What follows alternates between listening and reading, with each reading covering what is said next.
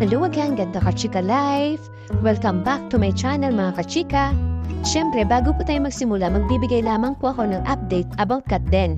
Mga kachika, mainit-init pa po ito ng balita at confirm na po. Abangan ang pagsasama ni na Miss Catherine Bernardo at Mr. Donnie Pangilinan sa Di Umano'y sa Pilipinas Got Talent. Sila'y magiging hurado kasama sila Miss Universe 2018 Catriona Gray at syempre ang kabokabol Vice Ganda at FMG Garcia. Yes po, makasama po si Miss Catherine Bernardo bilang hurado po. At ito na nga po yung mga ibang pinapangarap po ng iba na makasama ni Miss Catherine Bernardo, si Mr. Donnie Pangilinan. Nagwagi nga po si Miss Catherine Bernardo at Mr. Alden Richard para sa Manila Bulletin Newsmaker of the Year. Ang kinalungkot po ng mga fans at mga netizen, di tuloy nakatin itong si Miss Catherine Bernardo sa awarding ceremony kasi nga po may sinushoot po siya na TV commercial. Nag-receive po ng kanyang award ay walang iba ang kanyang ina na si Miss Min Bernardo.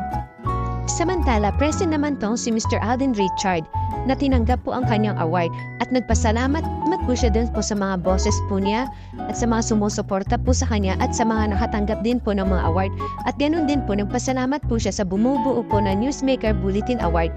Ready na rin po pala si Mr. Alden Richard for bench body work. Ito pong darating na March 21, 2025 dito po sa SM Mall of Asia Arena. Kaya marami na rin pong na-excite na mga fans po ni Mr. Alden Richard, lalong-lalo na po ang mga Katden, nga rin po ng mga karamihan. Kung makakasama po ba si Miss Catherine Bernardo sa magaganap na Bench Body Works ditong March 21, 2025? Dahil na po wala pa rin pong kumpirmasyon or nagko-confirm kung makakasama po ba si Miss Catherine Bernardo di tulad ni Mr. Joshua Garcia. Confirm niya na po sa IG account po niya na makakasama po siya that event. Natuwa naman ang mga netizen sa isang sparkle actor na si Michael Sager kasi nga po nahagilap po sa kanyang phone na hindi sinasadya na ito ang picture nga po ni Miss Catherine Bernardo at ni Michael Sager ay kanyang wallpaper. Sobra yung pag-iidulo niya kay Miss Catherine Bernardo. Samantala, dumako naman po tayo sa ibang showbiz update. Dahil nga sa pribadong pag-uusap, tila nagkayos na ang surfer na si Mr. Pelmar Alipayo at ang partner nitong si Miss Andy Eigenman matapos ang kanilang hindi pagkakaunawaan. Sa kanyang Facebook account na may halos 1 milyong follower, nagpost si Mr. Pelmar ng isang short but sweet video reel nitong Lunes ng hapon, February 10, 2025. Makikita rito si Miss Andy at ang panganay ng anak na si Lilo. Ilang saglit pa ay si Mr. Pelmar naman ang sumilip. Kasunod dito ang pagkarga ni Pelmar sa kanilang bunso na si Kowa. Sa kanyang caption, mukhang inayos na ni Mr. Pelmar sa pribadong paraan ang away nila ni Miss Andy. Sabi niya, "It all went way too far and should have been handled in private. Okay na kami, sana okay na kami." Sa lagpas 60,000 likes na ang post na ito ni Mr. Pelmar, mayroon na rin itong halos 70,000 comment na halos lahat ay positibo. Karamihan din ay payo sa kanya ng netizen. Sabi nga na isang kaibigan ni Mr. Pelmar, "Struggle is sometimes a path we must take, brother. Keep your family close, whatever it takes. One call or away, repair me. One call away lang ako lagi." Sagot ng surfer, "Love brother ko. Ang ping put kamo permi sa emo fan." Komento naman po ng isang netizen na napabilib po ako kasi po ito po ang kanyang comment.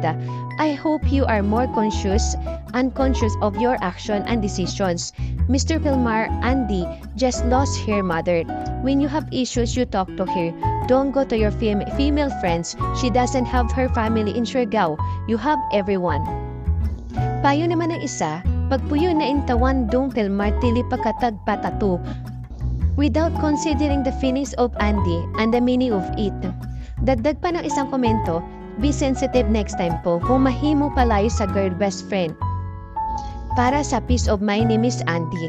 Ayon naman po sa isang komento, "Please treasure her this time. She is jealous and insecure but because of own action, which means she truly loves you. Please this time show her and make her feel your love para hindi na siya magselos." Noong nga pong Friday, February 7, 2025, hindi nakaligtas sa mga marites ang pang-unfollow ni Miss Andy at Mr. Pelmar sa isa't isa sa Instagram. Nagparandam si Miss Andy noon tungkol sa pang-ahas dahil sa kanyang post na may kinalaman sa Year of the Snake. Sabi niya sa kanyang post, I just found out it's the year of the snake. I thought it was just of the year of werewolf in sheep clothing. Kasunod nito ang pag-post ni Miss Andy na ang tinutumbo ay pinagdadaanan ng relasyon nila ni Pilmar. Nag-post na rin si Andy ukol sa betrayal. May kaugnay ito sa pagkakaroon ng love couple tattoo ni Pilmar at ng isang babae na ayon kay Andy ay hindi pinaalam ni Pilmar sa kanya. Kinanauna natukoy ang babae na Siargao-based Swedish marine photographer Pelner Shu. E naman pong panik, sunod-sunod ang Instagram stories ni Pilmar noong Saturday, February 8, 2025, kasunod na matinding reaksyon ng netizen. Aniya, totoo raw ang lahat na nabasa ng netizen, hindi naman mawari kung ano sa mga lumalabas na ito ang kinukumpirma ni Pilmar. Kahapon nga po, February 7, tila binasag na rin po ni Pernilla ang kanyang katahimikan matapos ang mag-links ng usap-usapang hiwalayan nina Miss Andy at Mr. Pilmar.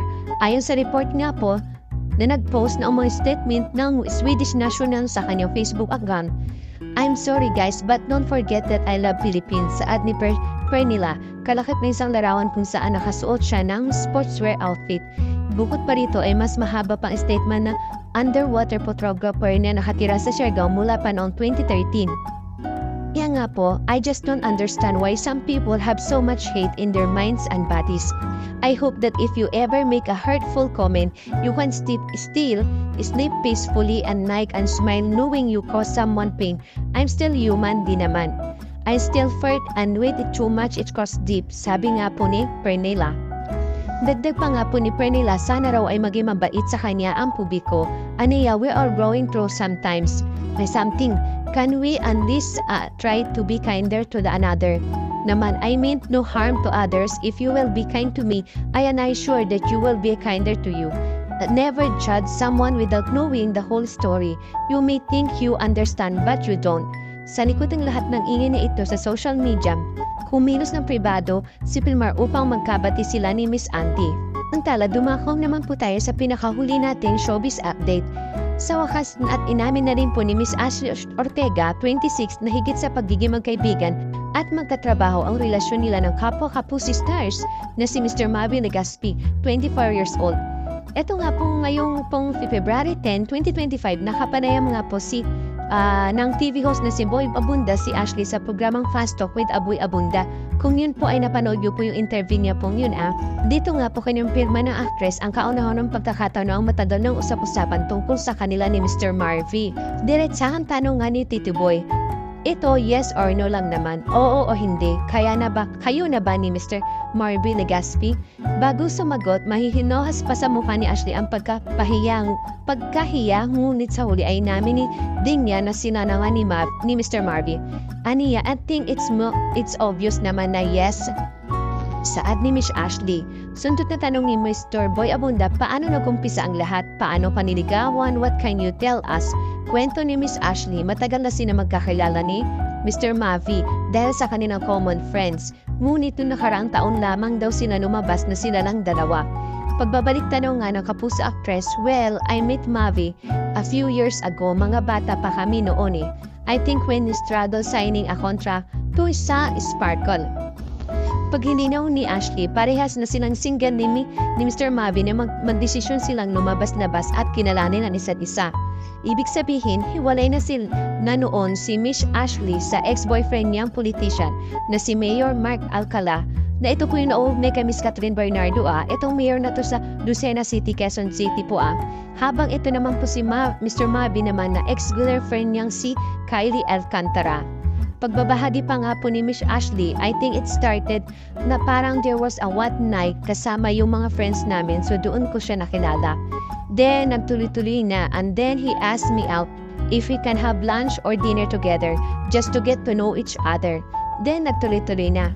Pag-amin pa nga po ni Miss Ashley, tuluyan siya nahulog at na-inlove dahil sa pagiging thoughtful at generous ni Mr. Marvy noong nililigawan siya nito. Saad pa nga po niya, Marvy is really thoughtful and generous. Hindi naman kasi ako magranding tao na kailangan ng flowers or surprises or whatsoever.